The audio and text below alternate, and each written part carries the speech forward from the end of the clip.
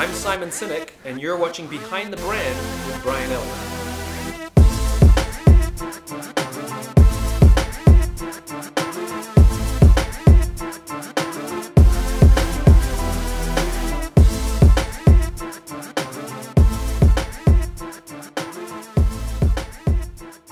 Let's talk about some of the key pillars or characteristics of the people who are successful. You talk about charismatic people. I think of Gary Vee, who's dogmatic, but also super charismatic and very outspoken leader.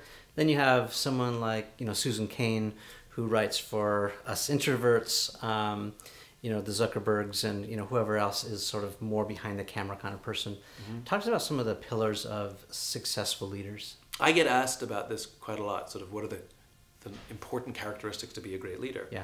And you hear the usual, charisma, vision, these kinds of things. And you're right. I know some great leaders, some who have charisma and some who don't. They're quiet and sort of walk down the sides of halls, I know some great leaders, some who have big Steve Jobsian visions and some who don't. And yet they're still highly effective and very, very good leaders. The one characteristic I'm very comfortable saying that all great leaders have to have is courage. It's a very, very, very hard job being a leader. It's very, very hard standing up for what you believe in, waking up to do that every day, sometimes against overwhelming pressures from the outside and sometimes from the insides of our organizations. Sometimes it's lonely, sometimes it's thankless, and sometimes you put yourself at risk. When you speak truth to power, you could get your head cut off. When you try to do the right thing, you're the one who could get in trouble or lose your job over that. So the risks are real. So the best leaders, the most effective and inspiring leaders, they all have courage. That's one thing I'm comfortable saying they all have. I love that statement. One of my all-time favorite books, in addition to all of yours, is Brene Brown's book, right? Who addresses courage, and I love what she talks about. That measurement, the depth that we're willing to be vulnerable is the measurement of our courage, basically. But how do we get courage? I think about this all the time because in some things I'm courageous and in other things I'm not. And maybe I'm crossing or blurring the lines between willpower sometimes. I think about just simple fitness things like I want to get up in the morning, but I don't feel like it, or the weather's not great or ideal, and so I cave in or something. But how do you get courage? So I don't believe for one second that courage is this internal fortitude, that you dig down deep and find the courage. I don't think that's true. I think courage is actually external. When we know, beyond a shadow of a doubt, that someone believes in us, or someone has our back, or someone cares about us, or we know that someone will be there when we struggle or when we doubt ourselves, they'll be there to say, no, I believe in you, you got this. That's what gives us the courage to act. The knowledge that there's someone by our side, someone, a wind in our sail. And that's when we find the courage, when we work extra hard because we want to prove to someone that their belief in us was worth it, that their sacrifice for us was worth it. I get the opportunity to spend time with men and women in uniform, those who've actually risked their lives to save the lives of others. And I ask them, why would you do it? No one would have ordered you to do what you did. No one would have faulted you if you didn't. You have a family, you have kids, why did you do it? And they all give me the same answer, which is they say, I know that someone would have done it for me. I know that they would have done it for me. They would have done the same for me. In other words, their courage came from the knowledge that someone had their backs. That's why they acted courageously. And even when we see someone act with courage, a leader who acts with courage, that inspires us to act with courage. Yet again, it's an external thing. And this is one of the reasons, to me, together is better is such a powerful message, which is only when we act together, even if that just means someone who's in the background, will we have the courage to change our lot in life and even change the world. Yeah, so I want to break that down just a little bit. When you were talking, before you said men and women in uniform, I imagined a Navy SEAL, kind of in that Navy SEAL training, which I can only imagine. You're out there with the logs in the water and it's late at night and you're shivering, right? And yeah, you're with all of your comrades, right? But it is kind of a lonely proposition because it is sort of survival of the fittest, right? It's every man for himself. You can't help your brother or your sister in that circumstance. So I'm just curious about the courage thing, how that happens. And then I was also thinking about myself, right? So for 15 years, I worked on the client side of brand marketing. I worked for the studios. I had a $30 million P&L. I was fat and happy. You know, someone picked up my dry cleaning, and you know, I had a car allowance, and you know, I bought all this media, and I did all these great things. And then I got inspired to become a creator, and I cut the cord. And that was about 10 years ago now. And that moment that I cut the cord was and has been a very lonely journey at times, right? I feel alone. I feel somewhat disconnected. And sometimes, you know, I want courage, but like, you know, how do I get it? You know what I mean? So let's address the Navy SEAL question first. Okay. Your assertion that it's a lonely experience is not entirely true. You'll find that the leaders of those groups will inspire the others. They'll call out to them, "We can do this. Come on, you got this." And something very strange happens when officers quit, because it's officers and enlisted who all go through BUDS together, the Navy SEAL selection process. And almost invariably, when an officer decides to quit, 2 or 3 enlisted guys will quit immediately with him. In other words, that they look to that person. If they stick with it, they'll stick with it. But if they quit, I can quit. Right. And there was a Navy SEAL who was interviewed. You know, he was asked, what kind of person makes it through BUDS? And he replied, I can't tell you the kind of person that makes it through BUDS, but I can tell you the kind of person who doesn't make it through. He said the guys that come in with bulging muscles, covered in tattoos, who want to prove to everybody how strong they are, none of those guys make it through. He said the preening leaders who just delegate all their responsibility, none of those guys make it through. He said the star college athletes who've never been pushed to the core of their being, none of those guys make it through. He said some of the guys who make it through are skinny and scrawny. Some of the guys who make it through, you see them shivering out of fear. He says, but all of the guys who make it through, when they're physically exhausted, when they're emotionally exhausted, when they have nothing left to give, somehow, some way, they're able to dig down deep inside of them to find the energy to help the guy next to them. Those are the guys who become SEALs. I see. So it is the power. It is absolutely that. So our most elite warriors on the planet are not necessarily the strongest, not necessarily the smartest, not necessarily the fittest, but they are most capable of taking care of each other. And that's what makes them the most elite. It's true for all of us. Those who are the highest performing over the long term. Because remember, there are bad leaders who can win and there are good leaders who can fail. I'm not talking about a win and a loss. People always say this to me, but they'll cite some company that's doing extremely well. I'm like, yeah, for now. Let's see how that lasts. You know? A company that's well known to have poor leadership, let's say. The lasting organizations, the well-led organizations, there's intensely powerful, strong camaraderie. There's intensely powerful trust amongst the people, between the masses and leadership. There's the sense that we want to do right by the company because we know the company would do right by us. When we don't believe that the company or its leaders would do right by us, then we work hard to protect ourselves or advance ourselves, irrespective of the long-term impact it may have on the organization. So absolutely, even in the SEALs, even through BUDS training, it's absolutely a cooperative and comrade-built organization. And it goes for us too. You know, this is why I'm a huge fan of sort of peer organizations or mentor relationships. It's why having good friends is important.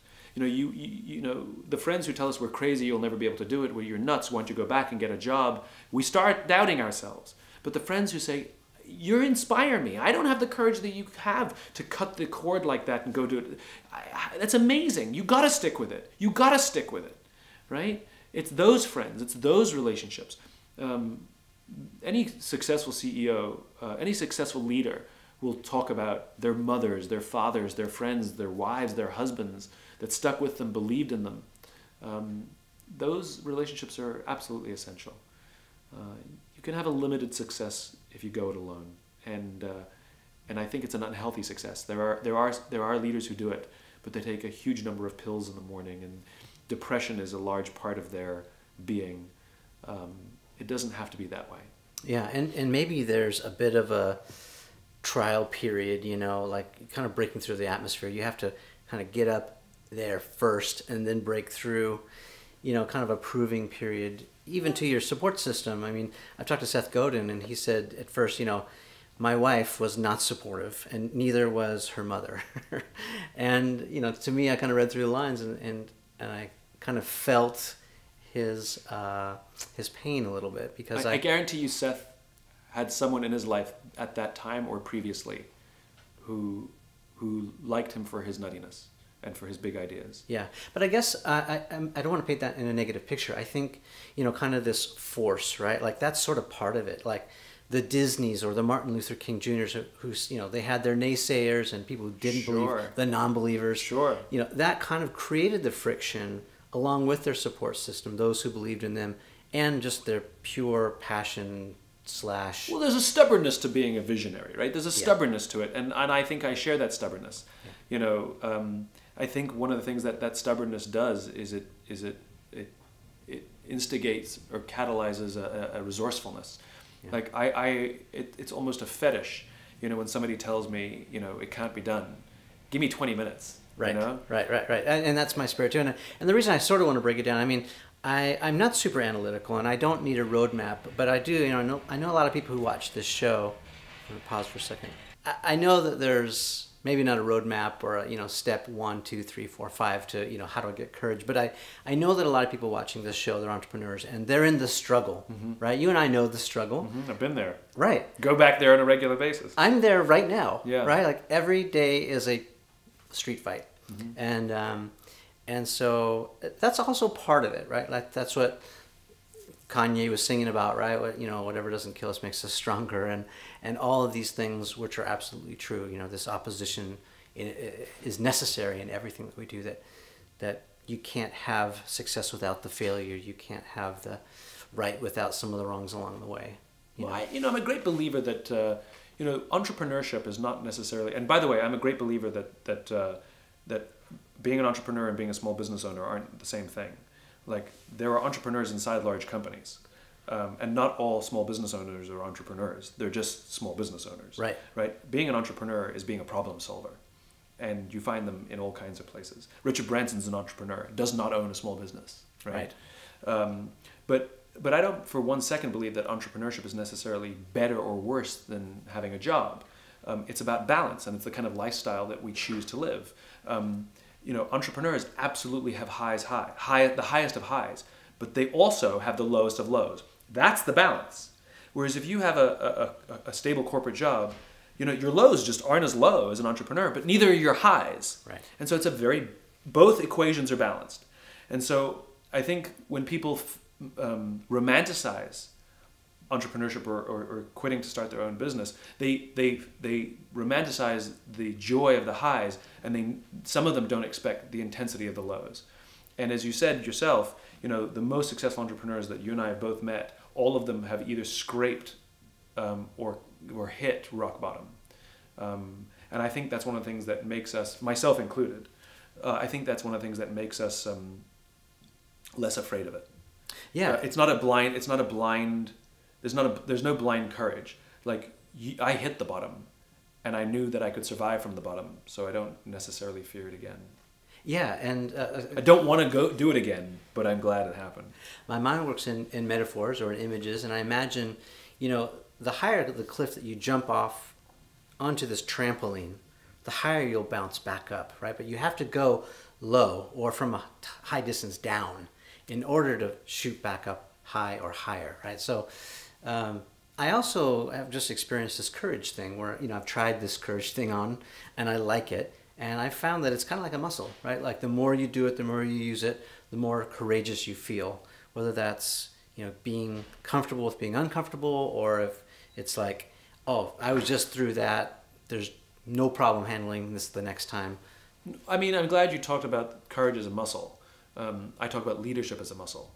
And like any muscle that we choose to build, you don't start by lifting an extremely heavy weight. You will hurt yourself, you will break yourself, and it may only happen once. Right. Right? And you wouldn't want to jump off the highest cliff onto that trampoline before you get a sense of what it's like to jump off a low cliff onto that trampoline. You have to know the trampoline. Leadership's the same, courage is the same, which is you don't start with the biggest weight. You start with small weights, and you get comfortable and you build the muscle. And as you build the muscle, you also build your confidence. And as you build your confidence, you can lift heavier weight. And as you lift heavier weight, you build the muscle again. And you also learn how to deal with pushing and pain. But your body's in shape and you can take it. So I think there's a big difference between jumping out of a plane and jumping out of a plane with a parachute. Both have the same sort of madness, but one is a little more secure than the other. It's the exact same analogy as your muscle analogy. So yeah, I believe courage is a muscle, and you work your way up to it. You practice. There are some who take the big jump off the big cliff, and I call those lottery winners. Are they genius entrepreneur problem solvers? Maybe, but very often a lot of those people enjoy the success once. Yeah, they lifted the heavy weight once and it worked out for them, but they struggle to do it again. Yeah, I mean, you can throw the Hail Mary pass. It can be done. And it can be caught. It can be done. It doesn't always get caught. No, it does not. Yeah. But it does definitely builds. So what happens if you're a leader, and you want to try and inspire your people, but it's not working? What do you think is not working? What are some of these obstacles to being inspired? What blocks us? So, it's a great question. I think sometimes we think it's about us. And when somebody says, I'm trying to inspire you and you won't be inspired by me, it's like, well, is it about them or is it about you? And I think that when you're trying too hard, like anything, it's like going on a date and I'm like, I'm trying to do everything you want and you still don't like me. I'm like, well, it's not about them, it's about you. And I think there needs to be a slowing down and a listening that needs to happen, which very often is missing.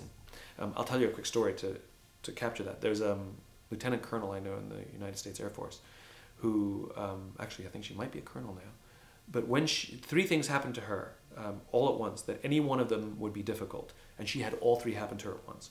One, she was promoted to lieutenant colonel. She's now officially management. She was given her first command, and she was deployed to Iraq for 365 days, all at once. And she took over base operations at Balad. So that's all of the housing, the food, the fun runs, morale events, laundry, all of that. She was responsible for all that. And it was a notoriously poorly run sort of thing before. Apparently previous bosses had been fired. She's an A-type, high performer, super ambitious, got promoted below the zone, which means got promoted early. And she says, I'm gonna fix it. She, student of leadership, read everything, knew everything, and she was gonna be the one who was gonna fix it. And she had the exact same thing. I'm gonna go in there and inspire my people. And it wasn't working. And she pushed harder to inspire her people. And it wasn't working. And for the first 6 months of her being in Iraq, she went to bed every night and cried herself to sleep because she was failing and she didn't know what to do. And everything she tried wasn't working. Her reports didn't take her seriously. They didn't obey her. I mean, it was really bad. And so 6 months in, she gave up. She literally gave up, and she accepted the fact that she wouldn't be the success that she set out to be. But she was stuck there for another 6 months, and she figured, even though I don't want to be here anymore, and I regret everything, I'm stuck here, and I failed. I might as well use my time to at least help them enjoy the time that they're here, my people, because they're also away from their families and they don't want to be here either. So I'm going to devote all my time not to succeeding or inspiring them. I'm going to devote all of my time to ensure that they enjoy their day and that they get the most out of every day. And strange things started to happen. All of a sudden, camaraderie increased, morale increased, trust increased. They took care of each other, performance increased. And by the end, she was a huge success, and the love and camaraderie that group all had for each other was through the roof. In other words, they were inspired. And so I think to inspire someone is a funny thing to do, rather than to set out to take care of someone. There's an empathy that goes along with inspiration, and I think that in our desire to inspire and our desire to lead and all of these somewhat selfishly sounding things, we forget that leadership is really an act of service, and inspiration is an act of service, and the service part is the important part. It's the other person, it's the receiving end. I keep telling you everything you want to hear. Like yeah, but you're not listening. That's the problem. You're not hearing anything. All talk,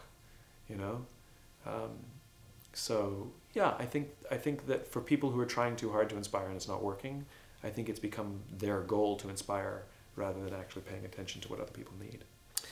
It's brilliant. The light bulb went on. I mean, I'm a father, and that's a lot of the ways I parent my kids. I don't do a lot of teaching or preaching. It's all by example, and I do a whole lot more listening. It's sort of like 90-10 or 95-5. I'm just listening. I'm just there, and I'm caring, and I'm truly loving them, And it's also custom made, right? Like, so the son needs a little something than the daughter, different than the daughter needs. And so I'm tailor making it for each of them. It's not a one size fits all.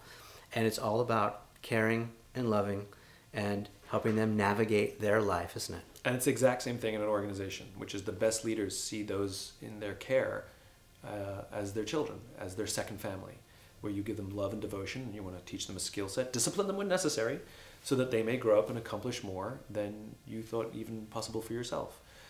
And not every person is the same inside the organization. And some people can go quicker, and some people can go, have to go slower. And some people are more shoot from the hip, and some people are more analytical. And it's not a question of right or wrong. It's a question of you have to be able to lead both those personalities, all those personalities. And you do sometimes have to adapt, and what you give to one, you don't need to or don't have to give to another. That's just how it works. That's part of it. That's part of the game. Yep. And the good leaders don't do this one size fits all. It's the same as a good teacher. It's not like I teach and you learn. You bend and mold and adapt. Right. And some people need a little more encouragement, and some needs to be put down sometimes slightly. And it's the same kind of thing. It's a balancing act. So it's a great analogy. It's absolutely a great analogy.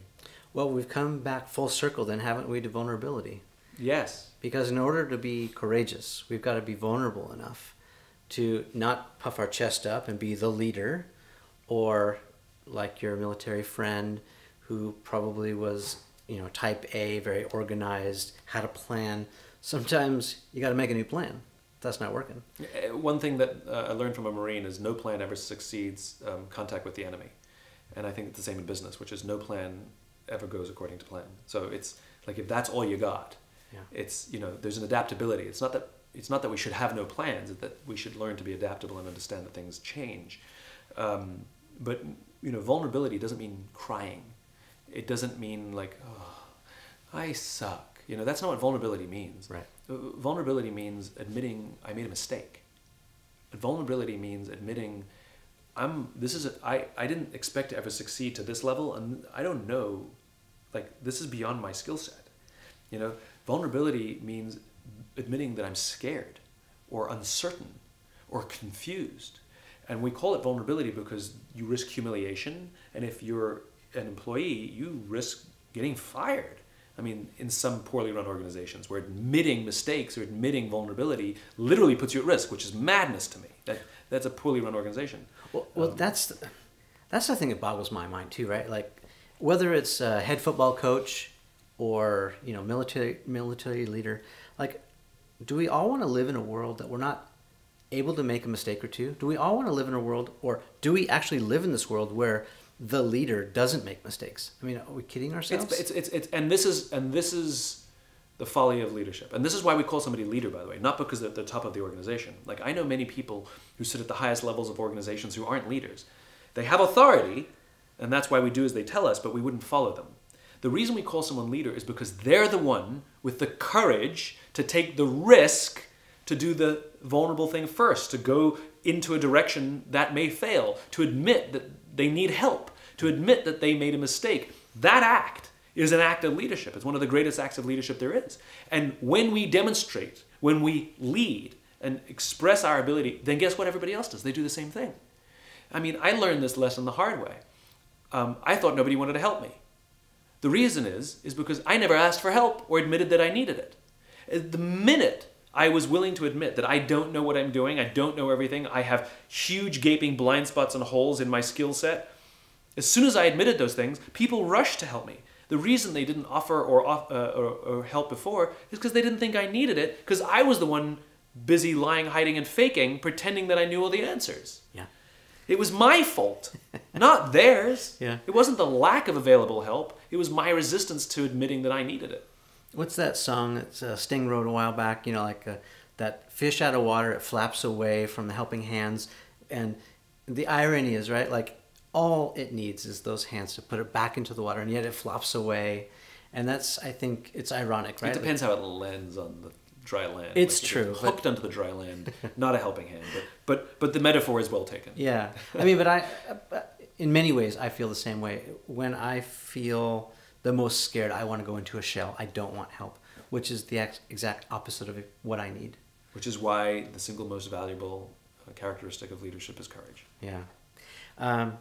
I've appreciated this enlightening talk about inspiration, and it also kind of strikes kind of a spiritual chord that I remember from another discussion, which I talked to Bethany Hamilton. Do you know who Bethany is? I don't. Bethany, there's a movie made out of her called Soul Surfer, and Bethany's a professional surfer, and she lost her arm in a shark attack. Oh, I remember. Yeah. Yeah, and within, I think, a couple of months, maybe a month. She's amazing. She's back. She's young. I mean, yeah, she was 13 or 14 at the time. Yeah. And within a month after getting her arm bitten off by a tiger shark, she's back in the water surfing, right? And I talked to her about, how she was able to do this. And it's a lot of the same kind of conversation. It's about courage. It also kind of... And support. I bet she had a remarkable support system in her family and her friends that helped her find the courage. Yeah. It wasn't some, again, I go back to my previous point, it wasn't some deep internal fortitude that she did all by herself. There was a support structure of people who loved and cared about her and encouraged her and were there for her and said, whether you do, whether you don't, we will support you, regardless of your decision. We got you. I'll go with you. I'll be by your side. All of that gives us the courage. Yeah. What should we do if we're on the receiving end of this new inspiration? It's hard sometimes, right? If we, there's all kinds of layers of, oh, she doesn't deserve that, or he, I'm better than he is. And so there's this kind of from the bottom up kind of pride, if you will. I tend to find that those kinds of points of view and dispositions tend to be in poorly led groups. There's more gossip and politics in a poorly led organization than in a well-led organization. In a well-led organization, people take joy and pride in the success of their teammates. If anything, they don't. When they get recognized, they want to distribute it and give it away, and there's an excessive amount of it's really not me. You find that. But if there's a lot of that, I don't actually look at the people. I'm looking at who's leading those people. Yeah. If that is pervasive.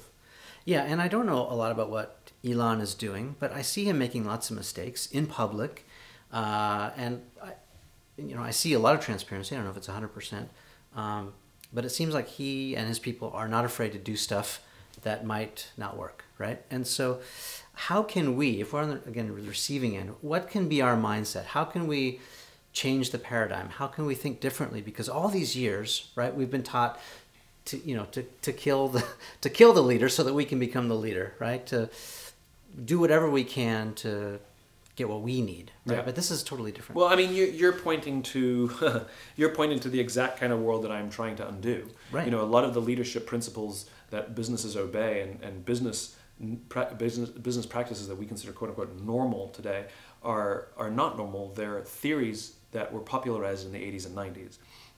The concept of shareholder supremacy was a theory proposed in the late 1970s, right?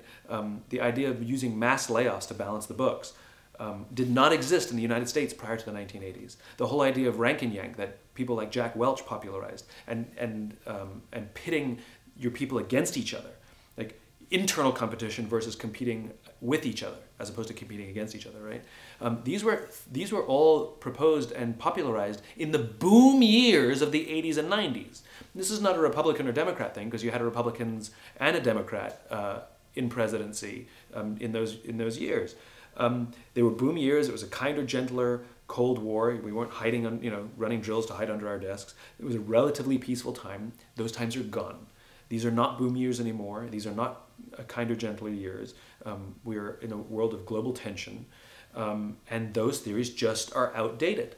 And companies that think that those ideas, the concepts of shareholder supremacy, putting the interests of a disinterested external constituent ahead of the people inside, that's like a coach prioritizing the needs of the fans over the players, is madness to me. Yeah. Using mass layoffs to balance the books, which in one decision destroys trust and cooperation amongst a group and encourages self-interest and selfishness and building of walls and lack of vulnerability and lack of courage, right?